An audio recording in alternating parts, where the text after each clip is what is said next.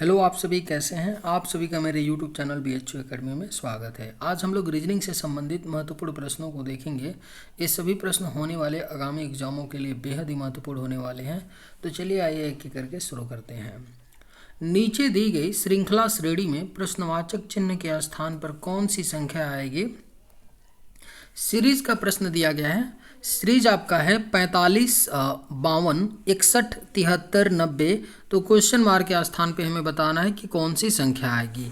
RRC group D 22/8/2022 में पूछा गया प्रश्न है। देखिए 45, 52, 61, 73, 90। जब भी आपको सीरीज का कोई भी क्वेश्चन मिले ना, तो एक दो बातों का विशेष आप लोग ध्यान दीजिए। क्या किए, एक दो बातों का विशेष ध्यान दीजिए। वो दो बातें कौन सी हैं। पहली बात आपको ये देखना है कि सीरीज जो है असेंडिंग आर्डर में है कि डिसेंडिंग आर्डर में है। अगर मैं इस सीरीज की बात करूं तो यह असेंडिंग आर्डर में है। कैसे, 45 है, 45 के बाद बड़ी संख्या 52 आ रही है, 52 के बाद बड़ी संख्या 61 है, 61 के बाद बड़ी संख्या, यानी सीरीज असेंडिंग आर्डर में है ना। और किसी भी दो संख्या के बीच में जो डिफरेंस है ना 20 से कम है। जब भी कोई सीरीज, जैसे किसी भी दो संख्या, अगर 73 में 90 का डिफरेंस ले लूंगा तो कितना होगा, 17 होगा। किसी भी दो संख्या के बीच में जो डिफरेंस है 20 से कम है और सीरीज असेंडिंग आर्डर में है, इसका मतलब क्या होगा कि इसमें कुछ ना कुछ प्लस होगा। इतना क्लियर है कि सीरीज में क्या होगा, तो कुछ ना कुछ आपका प्लस होगा। अब देख लेते हैं 45 से 52 कैसे बन सकता है। तो 45 से 52 अगर मैं क्या कर दूं, 45 में 7 को मैं जोड़ दूं। अगर 45 में मैं 7 को जोड़ दूंगा तो 52 बन जाएगा, बिल्कुल बन जाएगा। क्यों मैं जोड़ रहा हूँ, क्यों मैं प्लस कर रहा हूँ, क्योंकि मैं अभी बोला हूँ क्योंकि प्लस होगा ही। अगर सीरीज असेंडिंग आर्डर में है और दो संख्याओं के बीच डिफरेंस 20 से कम है, इस केस में क्या होगा, तो कुछ ना कुछ सीरीज में प्लस हो रहा होगा, है ना। अब देखिए 52 से कितना बन रहा है, तो 61 बन रहा है। तो 52 से 61 कैसे बन सकता है, अगर मैं +9 ऐड कर दूंगा तो कितना बन जाएगा, 61, ठीक है। और 61 से कितना बन रहा है, तो आपका 73 बन रहा है ना। 61 से कितना बन रहा है, तो 73 बन रहा है। अगर पुनः मैं 61 में कितना ऐड कर दूं, 12 ऐड कर दूंगा तो आपका कितना बन जाएगा, 73 बन जाएगा।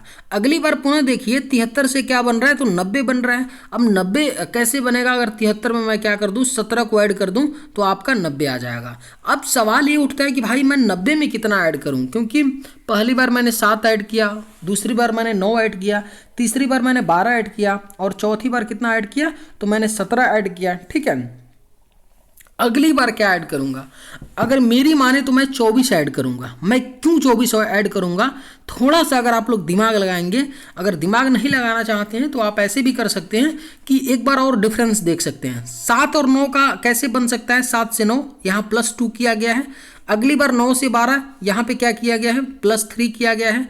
12 से 17 किया गया है, यहाँ पे क्या किया गया है, +5 किया गया है, यानी दो दो ज़्यादा हो रहा है। तो अगली बार 17 से क्या किया गया होगा, यहाँ पे +7 किया गया होगा, है ना। तभी तो 17 3 20 4 24। तो इसमें 24 ऐड करेंगे, किस में, तो आपका 90 में। और जब 90 में मैं 24 ऐड करूंगा तो कितना हो जाएगा, 114 हो जाएगा। यानी क्वेश्चन मार्क के स्थान पे क्या आएगा, 114 आएगा। और 114 किस ऑप्शन में दिया गया है, तो ऑप्शन नंबर बी इसका सही जवाब हो जाएगा। उम्मीद करते हैं कि आप लोग समझ पाए होंगे। चलिए अगले प्रश्न पे चलते हैं।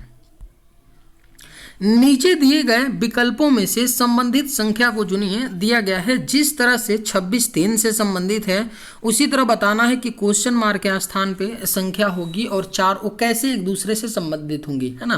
देखिए जब भी ऐसा आपको प्रश्न मिले ना, तो करना हमें क्या होता है, जो भी रेशियो की दो संख्याएं होती हैं, जैसे यहाँ पर मैं बात करूँ रेशियो की दो संख्याएं, तो आपका 26 और 3 है, ठीक है। तो हम ये देखते हैं कि 26 और 3 जो रेशियो की दो संख्याएं हैं, वह एक दूसरे से कैसे कोरिलेटेड है, उसमें क्या संबंध है, क्या लॉजिक लग रहा है। सेम लॉजिक, सेम संबंध, सेम कोरिलेशन हम लोग क्वेश्चन और 4 में लगा करके अपना आंसर लाएंगे, ठीक है। अब ध्यान से इसको देखने पर पता चलता है भाई 26 और 3, तो आप लोग थोड़ा सा अगर ध्यान देंगे तो आपको पता चल रहा है कि ये जो है 26 है ना, 3 के क्यूब के पास है। एग्री है कि नहीं। तो मैं क्या करता हूं कि 3 का क्यूब कर देता हूं, और जब मैं 3 का क्यूब करूंगा तो कितना आ जाएगा, आपका 27 आएगा। लेकिन यहाँ तो 26 दिया है, तो कोई बात नहीं, मैं 27 में से मैं क्या कर देता हूँ, -1 कर देता हूँ। तो 26 आ जाएगा।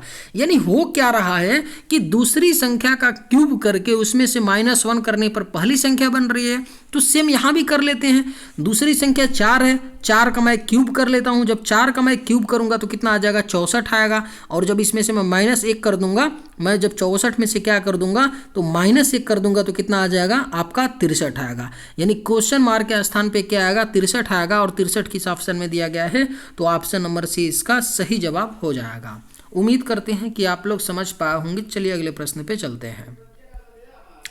नीचे दी गई आकृति में कुल कितने त्रिभुज हैं? फिगर काउंटिंग का प्रश्न है, बेहद ही महत्वपूर्ण टॉपिक होता है। एक प्रश्न एसएससी हो या रेलवे पूछा ही जाता है आपका। देखिए फिगर काउंटिंग में जो सबसे ज्यादा आपसे पूछा जाता है वो त्रिभुज काउंट करवाया जाता है। देखिए 2 चीज और पूछा जाता है, या तो आपसे आयत काउंट करवाया जाएगा या तो वर्ग आपसे काउंट करवाया जाएगा, है ना, या तो त्रिभुज, जिसमें सबसे ज्यादा त्रिभुज काउंट करवाया जाता है ना। करने का अप्रोच क्या होना चाहिए, जो भी आपको आकृति दी गई होती है ना, जो भी आपको आकृति दी गई होती है उसमें सबसे पहले आप जो कॉमन आपको दिख रहा है स्पष्ट कि भाई ये त्रिभुज बन रहा है, उसको हम लोग काउंट कर लेते हैं, ठीक है।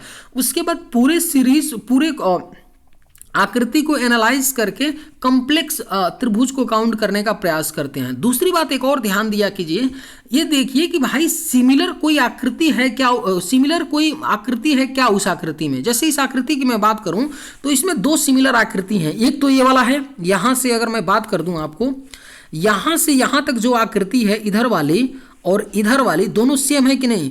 तो जब 2 सेम आकृतियां हैं उसमें अगर आप काउंट कर लेंगे केवल एक आकृति में तो आपको उसका डबल कर देंगे तो दूसरे आकृति का भी पता चल जाएगा। मेरे कहने का मतलब ये था कि अगर मैं सिंपल इसमें मैं निकाल लूंगा कि इसमें कितने त्रिभुज हैं, ध्यान से समझिएगा, तो मैं इसका डबल कर दूंगा तो मुझे यहां भी पता चल जाएगा और यहां भी पता चल जाएगा। एग्री है कि नहीं।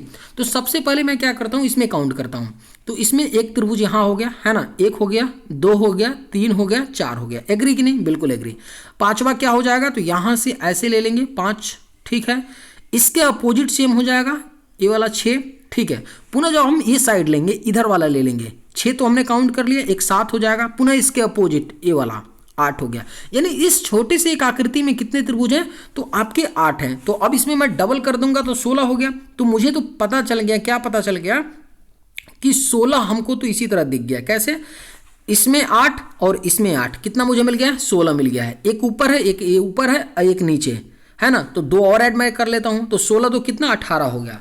अब थोड़ा सा और ध्यान दीजिए, 16 तो मैंने कितना काउंट कर लिया है, 18 काउंट कर लिया। अब थोड़ा सा और ध्यान देने की जरूरत है। क्या ध्यान देने की जरूरत है, अगर मैं पूरे फिगर को एनालाइज करके देखूं, पूरे फिगर को मैं जब एनालाइज करूंगा तो मुझे ये दिख रहा है कि भाई एक यहाँ भी एक त्रिभुज बनेगा। ध्यान से देखिएगा, जब मैं दोनों फिगर को मिलाऊंगा तो एक यहाँ भी बनेगा, ऐसे बनेगा कि नहीं, एग्री है कि नहीं, बिल्कुल बनेगा।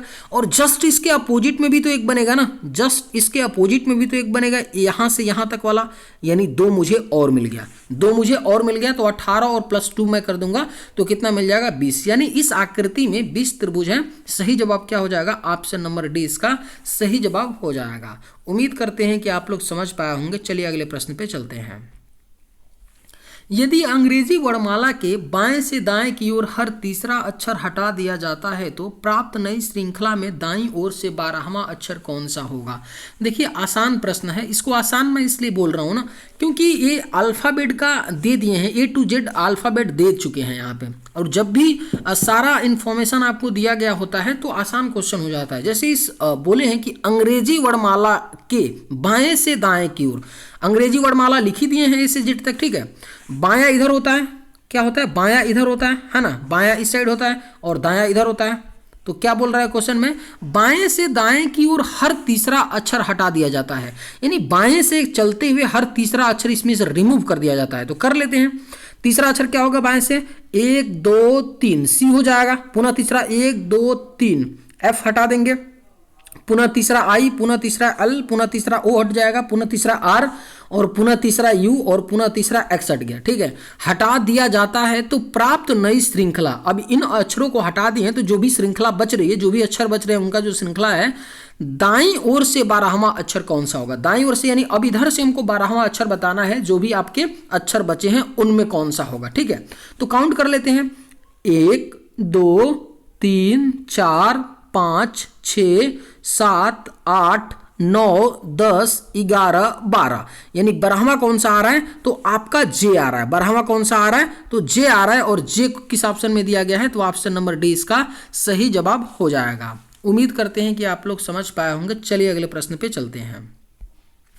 नीचे दिए गए प्रश्न आकृति में लुप्त संख्या ज्ञात कीजिए। सवाल दिया है, एक आकृति है, इसमें संख्याएं दी गई हैं 16, 36, 64, 4, 6 क्वेश्चन मार्क, 15, 13, 11, 11, 7, 3। तो क्वेश्चन मार्क के स्थान पे हमको बताना है कि कौन सी संख्या आएगी, है ना। बहुत ही महत्वपूर्ण प्रश्न है, एक प्रश्न इस टाइप का पूछ लिया जाता है ना।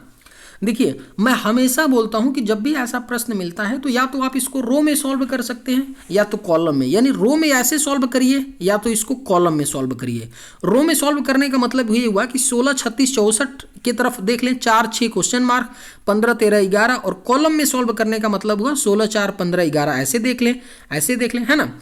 और दूसरी बात मैं बोलता हूं भाई कि आप रो या कॉलम में सॉल्व करोगे, ये कौन सी बात डिसाइड करेगी? तो मैं बोलता हूं कि भाई जिधर बड़ी संख्या होगी ना, जिधर बड़ी संख्या होगी, है ना, उधर ही हम सॉल्व करेंगे। तो ध्यान से इस पूरे संख्याओं को देखने पर पता चलता है भाई कि ऊपर की लाइन में, ऊपर के रो में 16, 36, 64 बड़े हैं कि नहीं? 16, 36, 64 बड़े हैं, लेकिन थोड़ा सा यहाँ पे एक चीज़ हमको दिख रहा है कि जो पहला 16 है ना और 15 इसके नीचे एक संख्या है ना, उनमें बहुत ज़्यादा डिफरेंस नहीं है, इसलिए हम 16 को बहुत बड़ी संख्या इस कॉलम के रेस्पेक्ट में नहीं मान सकते हैं। बात समझ रहे हैं कि नहीं? अब तो डाउट हो गया भाई कि हम इसको कॉलम में सॉल्व करें या रो में, हम तो बिल्कुल कंफ्यूज हो गए। अब मुश्किल है डिसाइड कर पाना कि किधर हम इसको सॉल्व करें, है ना। तो इसमें कुछ और ही हो रहा है। रीजन क्या है? इसमें कुछ और ही हो रहा है। क्या हो रहा है? ध्यान से देखिएगा। 16 के बाद एक छोटी संख्या 4 आ रही है, 4 के बाद 15, 15 के बाद 11, है ना, ऐसे आ रही है। ध्यान से थोड़ा सा अगर आप लोग देखेंगे ध्यान से, तो 4 का स्क्वायर 16 है, 6 का स्क्वायर 36 है। बात समझिए ध्यान से मैं क्या बोल रहा हूं, ठीक है। तो यहां पे भी जो भी संख्या होगी 64 का स्क्वायर रूट लेंगे तो क्या आएगा? 8 आएगा। एग्री है कि नहीं? 8 तो मैंने आंसर ला दिया, लेकिन कैसे लाया देखिए। अब इनका क्या काम है? 11, 15 का क्या काम है? 13, 7 का क्या काम है? 11, 3 का क्या काम है? देखिए 15 और 11, 15 में से मैं डिफरेंस निकालता हूं 11 को, तो कितना आएगा? 4, और यही 4 यहां लिखा गया है, ठीक है। पुनः 13 में से मैं डिफरेंस 7 को निकालता हूं तो क्या आएगा? 6 आएगा, और 6 यही ऊपर लिखा है। पुनः 11 में से मैं 3 को निकालता हूं तो क्या आएगा? 8 आएगा, और यही 8 लिखा है, और इसी 8 का स्क्वायर होकर 64 हो रहा है। यानी हमारा सही जवाब क्या हो जाएगा? ऑप्शन नंबर ए इसका करेक्ट आंसर हो जाएगा। उम्मीद करते हैं कि आप लोग समझ पाए होंगे। चलिए अगले प्रश्न पे चलते हैं। एक दर्पण में देखने पर घड़ी की सुइयां 2:30 दर्शाती हैं, तो वास्तविक समय क्या है? बेहद ही महत्वपूर्ण प्रश्न है, क्लॉक का सवाल है। इसको करने का एक सिंपल फार्मूला होता है। अगर आपको नहीं पता रहेगा वो फार्मूला तो आप बिल्कुल मुश्किल में फंस जाएंगे, एग्जाम में कर नहीं पाएंगे इस तरह के सवाल को, जबकि सवाल बहुत आसान है। आप नहीं कर पाइएगा, मैं बता रहा हूँ। आप घड़ी बना बना करके उसका वास्तविक समय निकालते रह जाएंगे, बहुत मुश्किल में फंस जाएंगे, नहीं आपसे होगा। इसलिए इस तरह के सवाल को करने का जो तरीका है उसको याद रखिएगा। क्वेश्चन को भी दिमाग में याद रखिएगा कि जब भी कभी आपको ऐसा क्वेश्चन दे, जैसे यहाँ पर दिया है कि एक दर्पण में देखने पर घड़ी की सुइयां 2:30 दर्शाती हैं, यानी कोई घड़ी मान लीजिए कहीं टंगी है, तो उस घड़ी का जब मिरर इमेज किसी दर्पण में बनता है, कोई व्यक्ति दर्पण के पास खड़ा होकर दर्पण में देख रहा है, तो जो उसका इमेज बना हुआ है घड़ी का, उसमें 2:30 दर्शाया जा रहा है। तो जो दीवार पे घड़ी वही टंगी है, उसमें रियल टाइम क्या होगा हमको ये बताना है, ठीक है। तो ऐसे क्वेश्चन पूछता है ना।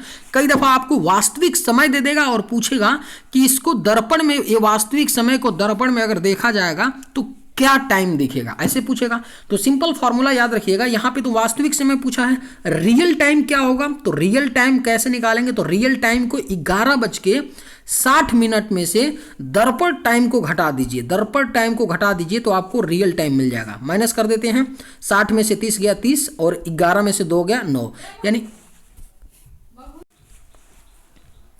तो हमारा राइट आंसर क्या हो जाएगा? 9:30 होगा।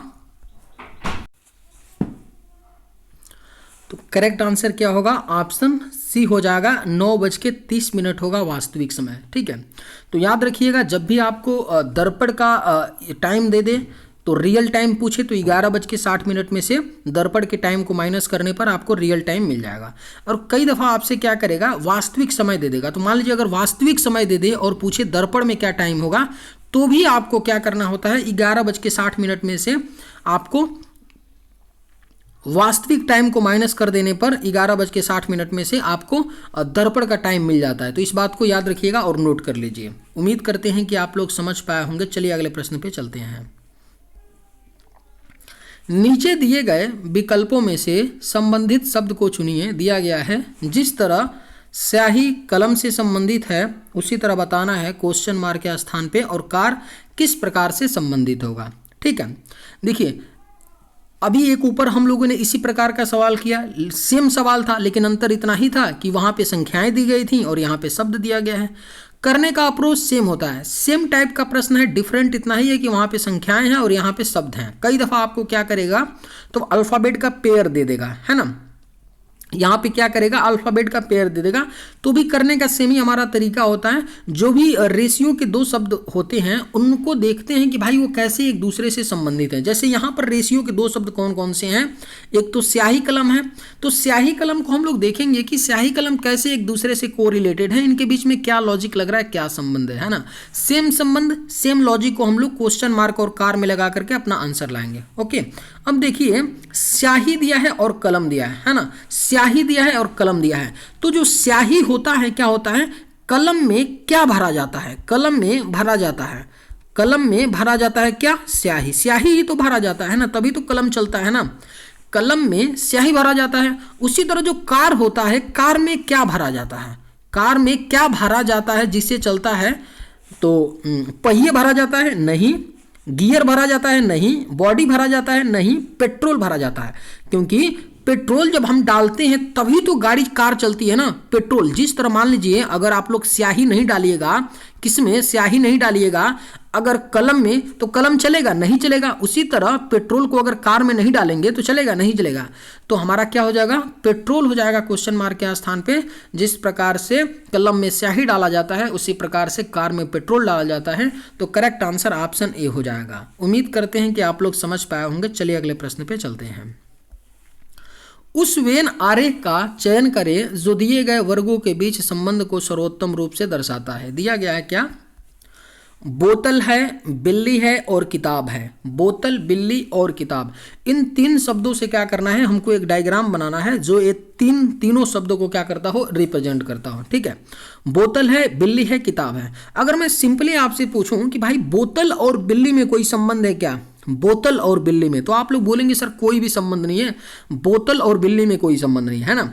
उसी प्रकार से अगर मैं आपसे पूछूं कि भाई बताइए कि बोतल और किताब में कोई संबंध है क्या, बोतल और किताब में, तो आप लोग बोलेंगे कि बोतल और किताब में भी कोई संबंध नहीं है। ठीक है, सेम उसी प्रकार से अगर मैं बोलूं कि बिल्ली और किताब में कोई संबंध है क्या, बिल्ली और किताब में, तो आप लोग बोलेंगे नहीं, बिल्ली और किताब में भी क्या है, कोई संबंध नहीं है। ठीक है, यानी कि इसका जो डायग्राम बनेगा ना सबके लिए अलग अलग बनेगा, क्योंकि एक दूसरे से कोई भी कोरिलेटेड नहीं है। तो बोतल के लिए मैंने यहाँ बना लिया है ना, बोतल के लिए यहाँ बना लिया, और ये किसके लिए मैंने बना लिया, तो ये बिल्ली बन गई आपका, ये क्या बन गई, बिल्ली बन गई, और ये क्या हो गया आपका, किताब हो गया, है ना। तो तीनों के लिए हमारा अलग अलग बनेगा, और इस तरह का डायग्राम किस ऑप्शन में दिया गया है, तो ऑप्शन नंबर 20 का सही जवाब हो जाएगा। उम्मीद करते हैं कि आप लोग समझ पाए होंगे। चलिए अगले प्रश्न पे चलते हैं। प्रसाद उत्तर की ओर 10 किलोमीटर जाता है, इसके बाद वह पूर्व की ओर 20 किलोमीटर जाता है। देखिए डायरेक्शन का प्रश्न है, आसान प्रश्न होता है। इस तरह के प्रश्नों को आसानी से किया जा सकता है। सिंपल सी एक बात आप सभी को पता होगा, फिर भी मैं बता देता हूँ, एक सिंपल सी बात पता होनी चाहिए डायरेक्शन के प्रश्नों को करने के लिए। देखिए अगर मैं इसमें बात करूं कि ऊपर क्या होता है, तो नॉर्थ होता है, उत्तर होता है। नीचे क्या होता है, साउथ यानी दक्षिण होता है। और इधर क्या होता है, ईस्ट यानी पूरब होता है। और इधर क्या होता है, वेस्ट यानी पश्चिम होता है। आप सभी लोग एग्री हैं कि नहीं? बिल्कुल। जैसे अगर मैं बोलूँ आपसे कि आप 5 किलोमीटर दक्षिण चलो, तो आप लोग क्या करोगे, नीचे चलोगे 5 किलोमीटर। क्यों? क्योंकि भाई नीचे दक्षिण है ना, और मैं 5 किलोमीटर दक्षिण दिशा में चलने के लिए बोला हूँ, तो आप लोग नीचे चलेंगे, है ना। तो जैसे जैसे आप क्वेश्चन में बोलेगा हमको चलने के लिए, वैसे चलेंगे। बोला है कि प्रसाद उत्तर की ओर 10 किलोमीटर जाता है। अब देखिए उत्तर की ओर तो मैं किधर चलूंगा, ऊपर चलूंगा ना। मैं ऊपर क्यों चलूंगा, क्योंकि भाई 10 किलोमीटर ऊपर मैं चलूंगा, इसलिए क्योंकि उत्तर ऊपर है, ऊपर इधर ही तो उत्तर है ना। अब क्वेश्चन में बोला है कि प्रसाद ऊपर चलता है, उत्तर की ओर चलता है 10 किलोमीटर, तो मैंने चला दिया। इसके बाद वह पूर्व की ओर 20 किलोमीटर चलता है। अब यहां से वह पूरब चलता है 20 किलोमीटर, तो पूरब यहां हमारा हो जाएगा 20 किलोमीटर, है ना, बिल्कुल।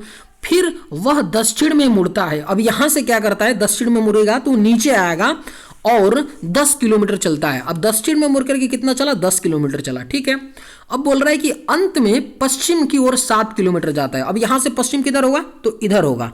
कितना चला है, 7 किलोमीटर चला है, ठीक है। तो अब हमसे पूछ क्या रहा है कि शुरुआती बिंदु से अब वह कितनी दूरी पर है। देखिए सिंपल पूछ रहा है कि शुरुआती यानी जो यहां से वो स्टार्ट किया था इनिशियल पॉइंट, और यहां पे अभी है, तो इसके बीच की जो ये दूरी है वो कितनी है। देखिए ये 10 है, ये भी 10 है, बराबर है। ऊपर जब 20 है तो नीचे भी 20 होगा ना, समझिए। तो 7 दिया है तो ये कितना रहना चाहिए, जब 13 रहेगा तभी तो 20 होगा ना, क्योंकि ये 10 है, 10 बराबर ऊपर 20 दिया है, तो इधर नीचे भी 20 होगा। अब इधर इतना 7 दे दिया तो इतना कितना रहा होगा, 13 ही तो रहा होगा ना। 20 में से अगर मैं 7 को माइनस कर दूंगा तो कितना आ जाएगा, 13। यानी कि शुरुआती बिंदु से अब वह 13 किलोमीटर की दूरी पर है, यानी सही जवाब ऑप्शन नंबर सी हो जाएगा। उम्मीद करते हैं कि आप लोग समझ पाए होंगे। चलिए अगले प्रश्न पर चलते हैं। 5 व्यक्ति ए बी सी डी तथा ई एक सीढ़ी पर एक के ऊपर एक बैठे हुए हैं। जरूरी नहीं है कि इसी क्रम में हो। सीटिंग अरेंजमेंट का सवाल है, बहुत ही अच्छा सवाल बनता है और बहुत ही कठिन भी सवाल बनता है। अगर आप लोग रेलवे एसएससी की बात करेंगे तो उतना मुश्किल तो सवाल नहीं बनता है, लेकिन बैंकिंग के क्वेश्चन में चले जाएंगे ना तो बहुत ही जबरदस्त सवाल बनता है आपका सीटिंग अरेंजमेंट से, ठीक है। देखिए क्या होता है, क्या बातें ध्यान रखनी होती है सीटिंग अरेंजमेंट के प्रश्नों को करते वक्त। जैसे क्वेश्चन हमें मिल गया, क्वेश्चन तो आपका 5 लाइन का क्वेश्चन ही है ना। तो जनरली क्या होता है, जनरली होता क्या है कि कई सवाल एसएससी और जो रेलवे में आते हैं, कई सवाल आप आसानी से ऊपर से पढ़ते जाइए और जैसा जैसा बोल रहा है वैसे करते जाएंगे तो आपका सवाल बन जाता है ना, आसानी से। लेकिन कई दफ़ा क्या होता है, ध्यान से बात समझिएगा, कई दफ़ा क्या होता है कि थोड़ा सा ट्विस्ट डाल देते हैं क्वेश्चन में। आप शुरू से पढ़ेंगे तो शुरू से सॉल्व करना स्टार्ट करेंगे क्वेश्चन को तो बनेगा ही नहीं। कई दफ़ा ऐसा होगा सीटिंग अरेंजमेंट के प्रश्न में कि आपको बीच के किसी लाइन से आपको शुरू करना पड़ेगा सवाल को, या किसी लास्ट की लाइन से आपको सवाल को शुरू करना पड़ेगा, तब जाकर के आसानी से आप बना पाएंगे। तो यही मेन बात होती है, ध्यान रखना होता है। और सिंपल हम लोग क्या करेंगे, जैसे जैसे क्वेश्चन में बोला गया है वैसे मूव करेंगे और जो पूछा गया है उसको लाने का प्रयास करेंगे, ठीक है। देखिए बोला है कि 5 व्यक्ति हैं ए बी सी डी तथा ई, एक सीढ़ी पर एक के ऊपर एक बैठे हैं। लैडर समझिए रहे हैं, सीढ़ी यानी जीना जिसको बोलते हैं, सीढ़ी पर बैठे हैं। अब जाहिर सी बात है सीढ़ियाँ हैं तो एक के ऊपर एक बैठे हैं, तो जाहिर सी बात है कि कोई नीचे की सीढ़ी पे होगा, उसके ऊपर दूसरे नंबर पे कोई होगा, दूसरे नंबर के बाद तीसरे नंबर सीढ़ी पे होगा, ऐसे ही होगा, है ना, ठीक है। लेकिन जरूरी नहीं है कि इसी क्रम में हो, यानी A B C D E के ही क्रम में बैठे हो, ये जरूरी नहीं है, ठीक है। अब क्या बोल रहे हैं आगे, बी ए के ऊपर किसी स्थान पर इस तरह बैठा है। अब देखिए 5 लोग हैं तो मैं बना लेता हूं, 5 सीढ़ी बना लेता हूं, 1 2 3 4 5। ये नीचे वाली सीढ़ी हो गई और ये ऊपर वाली हो गई, ठीक है।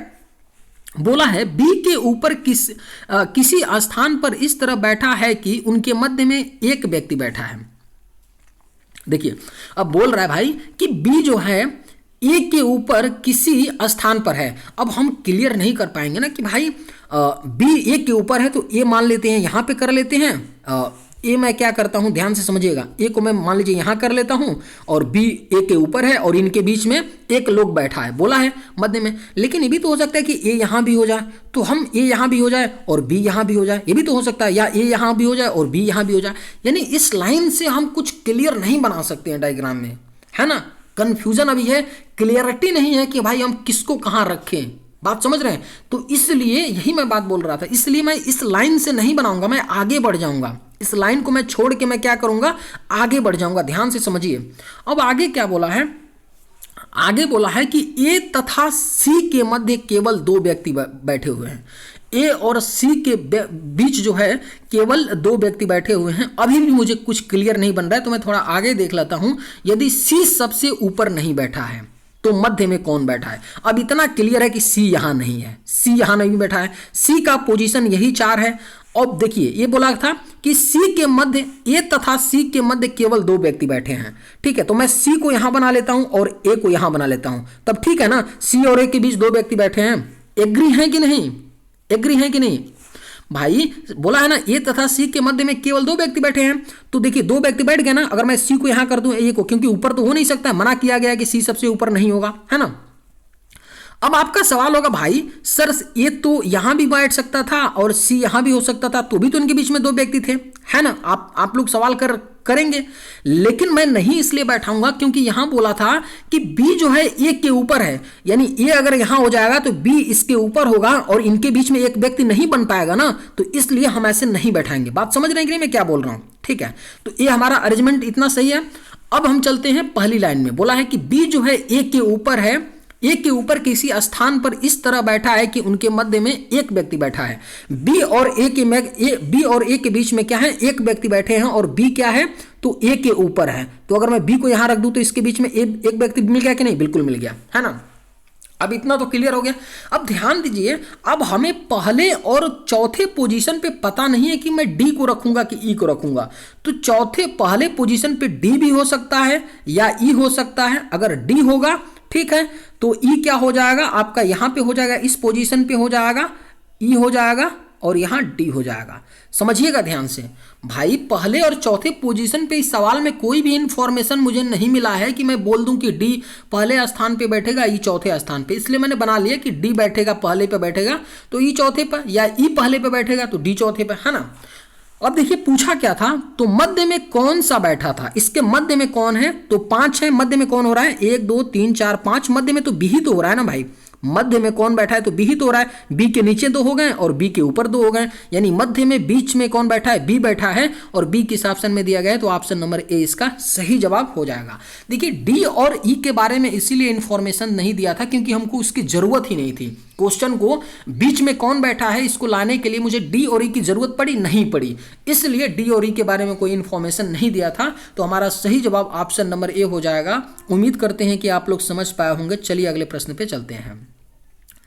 कथनों को पढ़ें और दिए गए विकल्पों में से निष्कर्ष चुनें। दिया गया है कथन सभी पशु चूहे हैं और दूसरा दिया है कोई चूहा भूरा नहीं है। सिलॉक्स का प्रश्न है, बहुत ही इंपॉर्टेंट टॉपिक होता है।